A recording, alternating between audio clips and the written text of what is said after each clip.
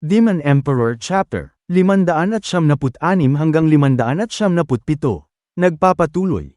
Ang pinakamalakas na mag-aaral sa loob, si Negrong Guiho! Ang Negrong ito, sino ba siya? Parang nagkita na kami. Hindi ko lang matandaan kung saan lugar. Itong si Chupa, napakayabang niya talaga, porkit malakas siya. Magkakilala ba kayo, Batang Blandy? Hindi po, Master. Nakalimutan niyo na ba? Siya yung nilampasan niyo ng isang tirahan lang. Noong nakaraan, napaligsahan ng mga mag-aaral sa loob.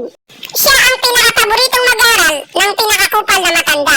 Siya rin ang pinakamagaling at pinakamalakas na mag-aaral sa loob. Siya pala yon. Ngayon natatandaan ko na. Pero parang nawala ata ang pagiging mainitin ng ulo niya. Ang pagiging high blood. Hindi kagaya ng una kaming nagkita. Siguro nakapag-relax na siya at napanatag ang kanyang isipan at puso. Master, paano mo nakalimutan ang isang ekspertong dalubhasang kagaya niya? Ang taong ito, hindi man lang ako pumasok sa isip niya. Para sa kanya, isa lamang akong mahinang nilalang. Negrong Guiho, bro, anong ginagawa mo rito? Siya nga pala, dapat isa na siyang kapili-piling mag-aral ngayon. Bakit? Stewardess Chupa, si Negrong Guiho ay 2 araw na siyang nandito. Sinabi nila sa post nila na nagnakaw daw siya ng gamot. At ang pinakakupal na matanda ay galit na galit, kaya itinapon siya rito. Nagnakaw ng gamot si Negro, ang pinakamagaling na mag-aaral sa loob ng sekto, ay magiging isa ng kapili-piling mag-aaral. Makukuha niya na ang lahat ng gusto niya sa buhay. Tapos bigla na lang siyang magnanakaw. Para saan? Hoy Negro, pumunta ka ba dito para sa akin? Aminin mo na ang totoo. Akala mo hindi kita mapapansin kahit magtago ka pa dyan sa pinakalikod? Tangina, napakalupit. Ramdam na ramdam ko ang lakas. Nakakainis. Nararamdaman ko na naman na natatakot ako sa kanya. Kung ganon yun pala ang dahilan, kaya ka na pa rito, Negrong Guiho. Pero anong klaseng sama ng loob ang ibinigay niya sa'yo? Na hanggang dito ay hinabol mo pa rin siya. Tumahimik ka dyan at huwag mo akong pinapakialaman. Mind your own business. Tanda ko pa yung sinabi sa akin ni Master. May sarili daw akong mundo. Hindi pa daw ako nagiging addict pagdating sa puso. Katulad ng 5 may kapansanan, ang kanilang pag-iisip ay kulang-kulang.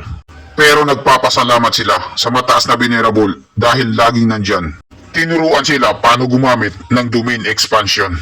At ito ang naging pamatay na sandata nila.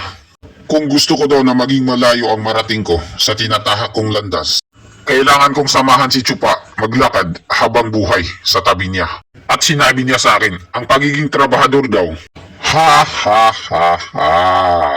Ang pinakamataas na venerable ay may kasabihan. Ang isang malakas na tao ay malakas ang putok kahit saan siya mapunta. Chupa, gusto ko sanang sumunod sa mga yapak mo. Bakit gusto mong sumunod sa akin? Ayaw mo bang mauna? Gusto kong sanayin ang puso ko, matutong magmahal. Seryoso ang taong ito. Talagang gusto niyang magmahal ng todo. Magaling kung ganun. Tara, magmahalan tayo. Tara, pumunta ka rito sa tabi ko. Master, teka muna. Siya ang pinakapaborito na mag-aaral ng pinakakupal na matanda. Hinayaan niya lang mapunta siya rito. Ibig sabihin nun, may pinaplano sila. At higit sa lahat, baka maapektuhan ang mga pinaplano niyo. At ang pinuno ng sekto. Itigil mo na yung maling akala mo. Masyado kang nangangamba. Hindi yan kailangan dito. Kakasimula pa lamang natin. At imposible na ang mga matatanda sa loob ng sekto ay alam na nila ang lahat na ginagawa natin. Hindi mo ba napansin kung ipapadala nila ang kanilang sariling mag-aaral? Nang sobrang napakaaga ay isang pagsasayang lang ng oras. At higit sa lahat, Bakit ako tinitignan ni Chupa? Na-inlove na kaya siya sa akin? tinitignan ko ang kanyang mga mata, katulad sa mga mata ng kaibigan ko, na isang adik sa laban. Nandito siya ngayon para magsanay, kaya wag kang mag-alala. Pareho pala tayo ng hinala. Si Negrong Guiho ay isang walang utak at pabigla-bigla ng mga desisyon. Hindi siya magandang maging spy. Kahit ang master niya ay binigyan siya ng gawain, hindi niya yun susundin dahil matigas ang ulo niya. Pero nararamdaman ko na matapat siya at taos-puso sa kanyang mga mata na gusto niya talagang matuto. Bihira ka lang makakakita ng kabataan ngayon na napakatapang sa lahat. Kaya niyang maglakad sa sarili niyang landas na tinatahak Ang pinakakupal na matanda ay mautak rin. Alam niya kung anong pinakakailangan ng kanyang mag-aaral. Nakakatandang kuya, Negrong Guiho. Sinasabi mo ba na susundan mo ang mga yapak ng ogag na yan? Sigurado ka ba sa sinasabi mo? Ikaw ang pinakamahusay sa loob ng sekto. Tapos gumagapang ka dito para lang sa mga basurang to. Wala ka na bang kahihiyan? Nagkamali ka lang ng isang beses? Huwag kang magdaldal dito dahil wala kang alam. Hindi mo alam ang pinagdadaanan ko. Hindi ako nagpapatawa, ang taong yan, na nakatayo sa harap ng stage. Pinaparamdam niya sa akin na wala akong kalaban-laban. Hindi ko siya kaya, para lang akong bata sa harap niya. Lahat ng tao dito sa opisina ng trabahador, siya lang ang susundin ko habang buhay. Ano ba talaga ang nangyayari dito? Kailan pa naging malakas at kahanga-hanga ang isang pro on stage na cultivator? Mga tao kayo, kapatid kong tae, maganda ang tanong mo. Ngayon ay sasagutin ko na para hindi na kayo magtanong pa. Ang kayamanan at pondo na gagamitin natin ay hindi problema. Dahil manggagaling lahat yon sa akin, ang kaba ng bayan. Kung ayaw niyong maniwala, bahala kayo sa buhay niyo. Pero tingnan niyo muna itong papakita ko sa inyo. Di ba ang angas nila? Mga mag-aaral ko sila at ako mismo ang gumastos sa mga gamit nila. Tingnan niyo mga gar, grabe. Ang mga suot-suot nila, siyam na gradong masamang kagamitan. Kailan pa ang opisina ng trabahador ay naging bangko sentral?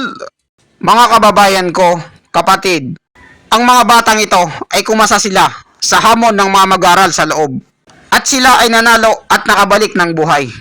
Ang tanong ay papaano nila nagawa yon? Isa lang ang sagot doon, ginastusan ko sila ng limpak-limpak na salapi. At kaya ko pang magbigay ng mas marami. Lahat kayo na gustong sumunod sa akin, isigaw niyo ang aking pangalan! Babuhay ka!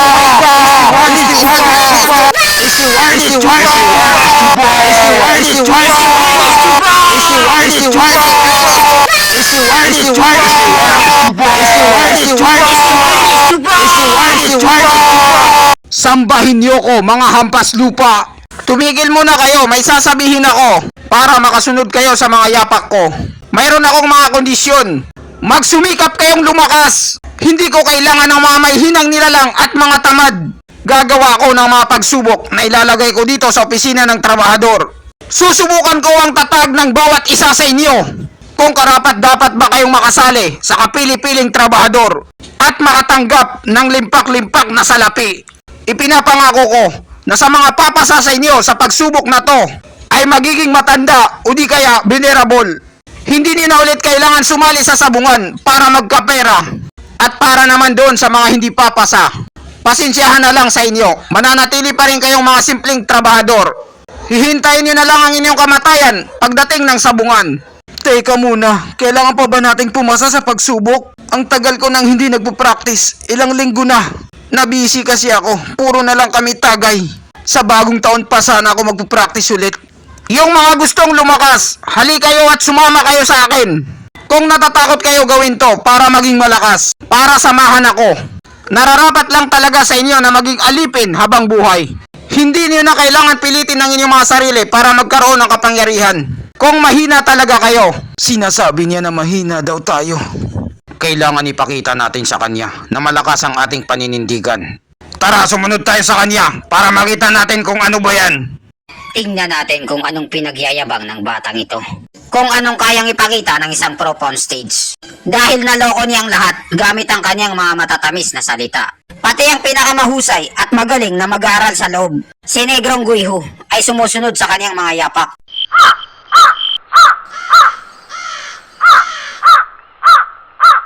Langit at lupa, mga pro player, dilawan, 4 na pintuan ng One Direction.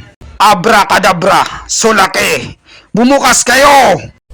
Ano ito? May itim na usok! Bawat pintuan na to ay nakasarado na ari. Ito rin ang magiging pagsubok nyo sa pagitan ng langit at lupa.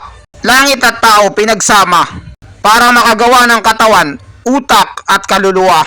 At magbabago pa ito na walang katapusang pagkakaiba-iba. Bawat ari dito ay binubuo ng 3 uri. Pagbitag, pagpatay at panloloko. At minsan nag-iba rin ang lugar. Ang kailangan nyo lang gawin ay pumasa sa isa sa mga pagsubok. at magiging isa na kayong kapili-piling trabahador. At mawawala na kayo sa paghirap na dinudulot ng sabungan. Ang ibig mo bang sabihin ay pare-pareho lang yan? Bakit kailangan pang maging 4 na parang ribisco? Magandang tanong yan, kupal. Ginawa ko tong 4 para may pagpipilian kayo. Ang pintuan ng mga dilawan ay ang pinakamadali. Kilala mo naman ang mga dilawan, napakadali lang ang buhay nila. Ang langit ang pinakamahirap dahil mapupunta ka talaga sa langit nang wala sa oras. Kasunod naman ang lupa, magiging hampas lupa ka sa paghihirap. Kasunod naman ang mga pro player, hirap din sila sa buhay. Ang pinakahuli ay ang dilawan, yung kaninang binanggit ko. Katulad din to sa sekto, may mag-aaral sa labas, mag-aaral sa loob, at kapili-piling mag-aaral. Mga ari ito, na 5 gradong ari, 6 na gradong ari, at 7 gradong ari sa langit. Ang batang ito, gumawa talaga siya ng 7 gradong ari. Ang 4 na pintuan na to ay may kani-kanyang aspekto. Sa nakikita nyo, hindi ako nandito para subukan ang lakas nyo. Bagkos ang inyong mga potensyal na kakayahan. Dahil magtatagal naman kayo rito at susunod sa mga yapak ko. Kaya lalakas din kayo sa takdang panahon. Napakatalino niya, isa siyang henyo. May isang tao dito na gusto niyang palitan ang matagal nang nakasanayan sa sekto. At ang lalaking ito, ang kanyang kanang kamay. Gumagawa sila ng kaguluhan dito sa opisina ng trabahador. Parang hinahamon nila ang mga matatanda sa loob ng sekto. At gusto nilang agawin ang mga pagkain sa bunganga ng mga matatanda. Gusto niyang palitan ang sistema ng buong sekto. Magaling kung ganon, maganda to. Alam ko na ang pinaplano mo, kaya naman sasali ako. Ito na ang oras at panahon para sa pagbabago ng Demon Simeng Sekto. Huwag kang magyabang dito. Kailangan mo munang patunayan ang sarili mo. Ang kupal na to, matalino siya. Bago ko gawin yon, sagutin mo muna ako. Aampunin mo rin ba ako sa oras na makalabas ako galing dyan? Siyempre, tatanggapin kita. Pero binabalaan kita. May pumapatay na ari dyan sa loob. Kapag nakulong ka dyan ng 3 taon, mauubos lahat ang lakas mo. Ito ang makakabuti sa'yo. Piliin mo ang pintuan ng mga pro player. Delikado na. Pwede pala tayong mamatay dyan sa loob. Mamuhay bilang henyong matalino. O di kaya mamatay na isang bayani. Mas pipiliin ko pang mamatay kesa mabuhay na hindi nagagawa ang pinakagusto mo. Grabe ang tapang niya. Sa pintuan ng mahampas lupa siya pumasok. Ang batang yon, maganda ang pagkatao niya. Malayo ang mararating niya sa buhay. Ang mga matatanda na yon, ang basurahan ay pwedeng pagkakitaan. Pero hintayin muna natin kung makakalabas pa siya ng buhay. Huwag muna tayong umasa. Oh, sinong napakabilis na yon? Sino kaya ang putangin ng kupal na yun? Pumasok siya sa pinakamahirap na pintuan. Papunta sa langit. Pre, nakita ko siya, si Negrong Guiho. Siya ang pumasok sa pintuan ng langit. Nagpapasikat na naman si Negrong Guiho.